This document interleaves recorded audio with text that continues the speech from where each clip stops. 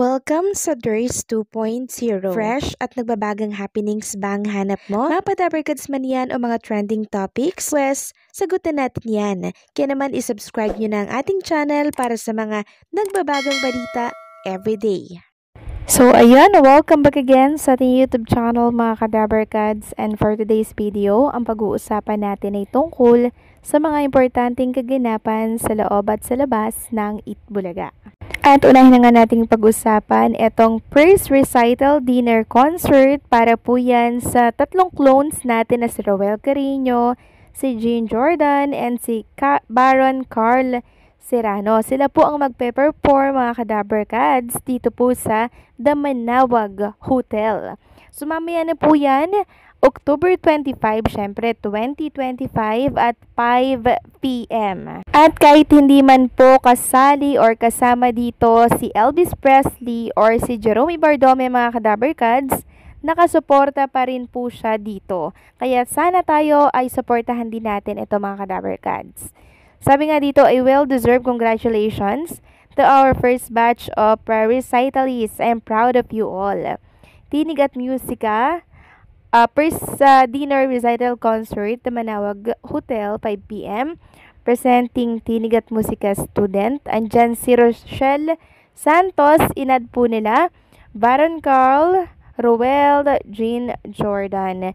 So hopefully sa mga susunod po na recital, kasali na or kasama na po itong si Elvis Presley or Jerome Bardome.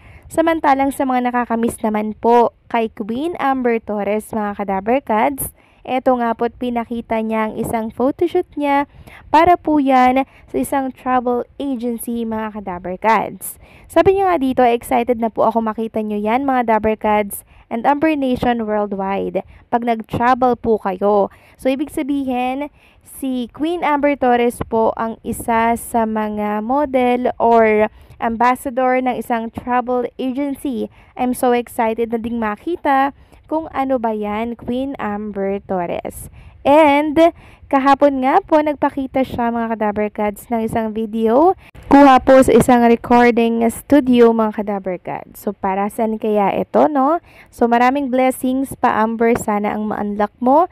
Maraming nakakamiss sa iyo ng mga kadabarkads, sana makabalik ka na dito sa Itbulaga. Samantalang nagluluksa din po mga kadabarkads si Alan Kay sa pagpanaw po ng anak ni Kuya Kim at Tienza. Sabi niya nga po dito sa kanyang post, our deepest sympathy and sincerely condolences at Tienza family. Samantalang si Raisa Maydiso naman mga kadabarkads ay may paalala po sa lahat. Sabi niya dito, some people are just great in hiding their sorrows. Please try to be kind. So kung sino pa nga naman po yung masaya na nakikita natin lagi, pero sila po pala yung meron pang pinakamabigat na problemang pinagdadaanan. So hindi man natin alam ang lahat ng battle ng bawat isa sa atin, libre lamang pong maging kind, libre lamang pong maging mabait sa ating kapwa. Kaya please, try to be kind mga kadabarkads. Kasi ganito po yung nangyari sa anak po ni Kuya Kim at Tienza. Nakikita natin sa mga video niya na sobrang saya niya po, no? Pero sa likod pala nun, sobrang hirap ng mga pinapasaan niya po sa buhay. Kaya be kind, libre lang naman yan mga kadabarkads. Samantalang pag-usapan naman natin, etong kakapasok lamang po na balita para po yan kay Jerome Bardome. So si Jerome Bardome po ay nag-guest dito po sa The Pillow Talk, and katunayan niya, nagsample pa nga po siya ng kanta.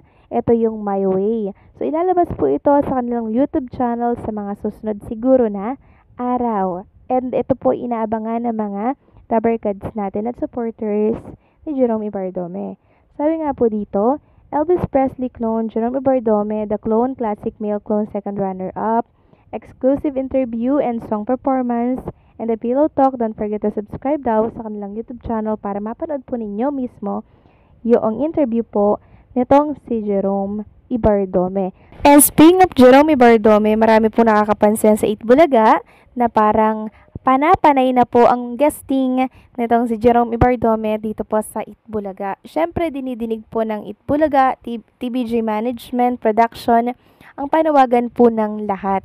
Kaya si Jerome Ibardome naman po ang kanilang iginigis. Alam niyo naman po ang Itbulaga, nakikinig po yan sa mga request ng Dabbercads natin. At hopefully nga po ay ma-regular na po si Jerome or si Elvis sa naturang noontime show.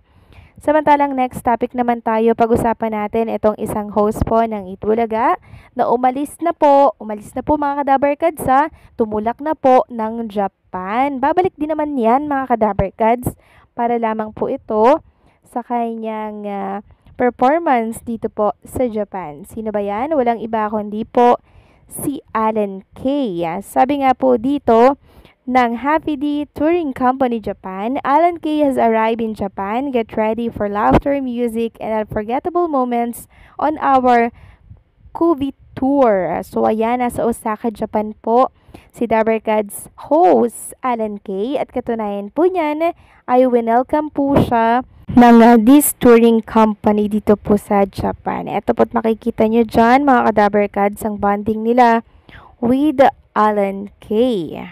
Para po ito mga Kadabbercads, yung pagpunta ni Alan Kay sa Japan sa pistang Pilipino. Kabilang po siya sa mga performer dyan at magpapasaya po sa mga kababayan natin. Ngayon yan mga Kadabbercads, October 25 to 26, 2025, 10 a.m. to 6 p.m.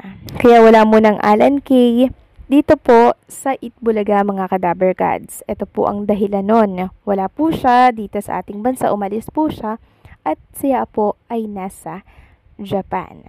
Next topic naman, pag-usapan natin mga Kadabbercads, ang naging guesting po kagabi ng 4 na clones natin dito po sa Clones Republic ni Alan Kay. Kabilang po dyan si Roel Carino, yung clone po ni Gary Valenciano, and syempre yung dalawa pa po mga Kadabbercads, no? Sobrang nag-enjoy po ang mga guests na nagpunta po doon na nakisaya sa mga 4 na clones natin. Sana tuloy-tuloy na po ang guesting nila dito mga Kadabbercads kasi syempre malaking tulong din po ito sa pangaraw-araw nilang buhay at sa pag-aaral, sa mga gastusin po nila mga Kadabbercads. Naging blessings din talaga ang Itbulaga para sa kanila dahil mas malaking opportunity po pala ang nag-aantay pag sila po ay nakatapak na sa naturang programa. Samantalang umuulan naman po ng ticket reservation para po sa solo concert ni Jerome Ibardome by December 21, 2025. Grabe mga Kadabbercads, no?